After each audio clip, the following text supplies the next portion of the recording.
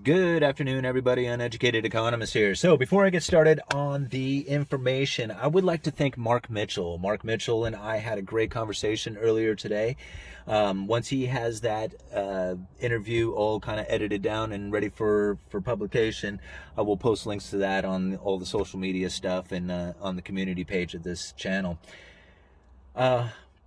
I'm also going to be posting that over on the uneducatedeconomist.com. That's right, guys. We have the website up and running now. Now, it is brand new, so please be patient with us as we learn to arrange it to be a little bit more user-friendly. But I am posting news articles there and original articles that I have written, as well as the videos and these interviews and everything else that we do here for, on the Uneducated Economist. We're going to be posting over there on the website. So I really encourage everybody to please go over to the uneducatedeconomist.com.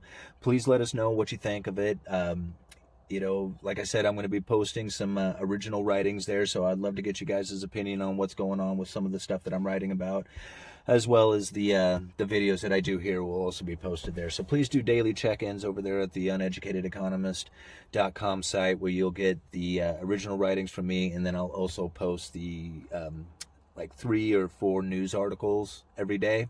So it'll give you some content to look at and what I find interesting, throughout the day. So please check that out and let us know.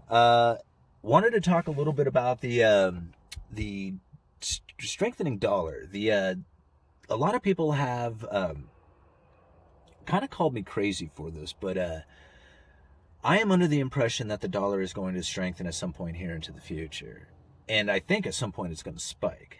Now, with all the money printing and the acts from the Federal Reserve and everything that's going on, it's really hard to take that into consideration that there is going to be a strong dollar in our future. Everything points to a weakening dollar. Even the Federal Reserve says that they are pushing for inflation and let inflation run hot, which would mean a weakening dollar. Now, when I read the Fed speeches, when I listen to Jerome Powell speak, when I hear the things that come out of the Federal Reserve, they're not concerned about inflation, not even in the slightest. Of course, why would they? They haven't had inflation, or at least by their view, they haven't had inflation for 10 years. What they are more concerned about is deflation. They are more concerned about the deflation taking place, not the inflation. And the reason is that they really just don't have tools when they're at the lower bound, like zero interest rates or negative interest rates. These things are not effective for economic, viability. And so they're really kind of stuck at this lower bound, and they know that monetary policy is just going to be ineffective down here at this range. So the dollar really has trouble weakening from here, even though that's really hard to kind of conceptualize considering all that money printing that has taken place. However, I would like to show you a chart that I found that has the euro and the dollar in their 12-year channel. And you can see that the dollar right now is trending the 12-year trend is upward, and it's at the bottom of that 12-year channel, meaning that it's about ready to reverse, or could reverse and start strengthening from here and start going up, like the dollar index. The other one is the euro, and it's exactly inversely to the dollar. It's been trending downward for the last 12 years, and right now it's at the top of its channel, meaning its possibilities of reversal are very high.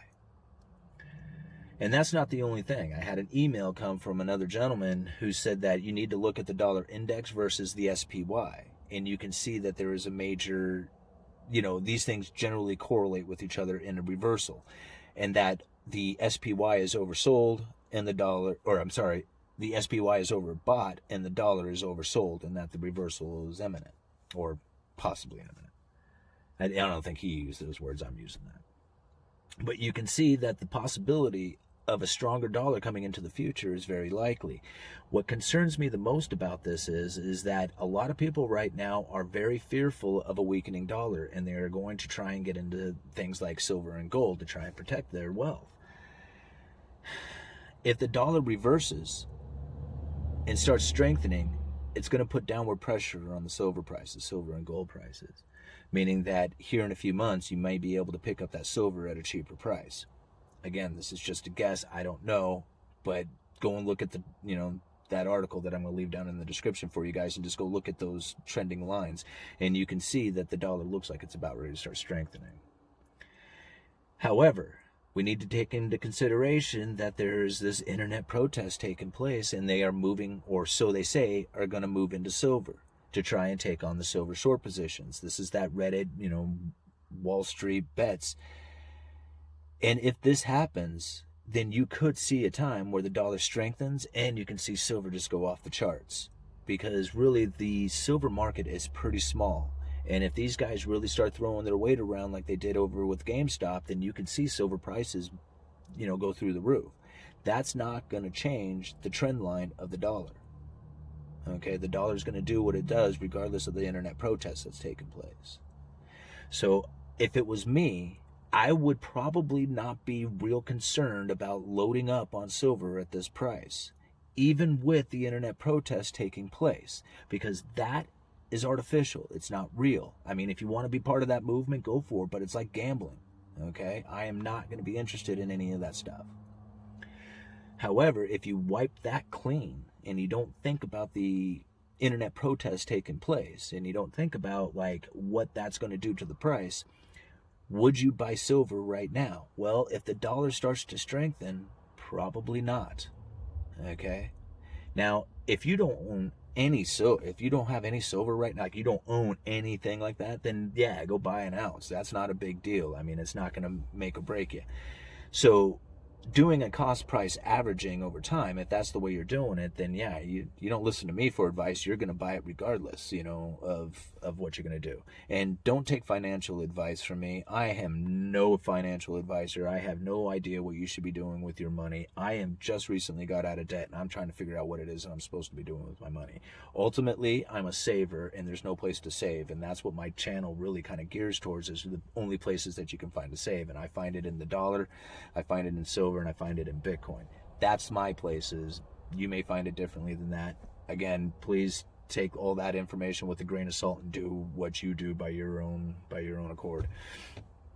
But that's what I see taking place here coming into the future. And I honestly, if the trend line is going to be accurate and continue on, and the dollar doesn't break it and continue downward, then I would assume that here in a few months, we're going to be able to buy silver at a much better price. If Reddit doesn't completely blow the market up. Okay. I guess that's it. Again, Uneducated Economist, you guys let me know. Please go check out the uneducatedeconomist.com site. I would really appreciate it, and let me know what you guys think of that. All right.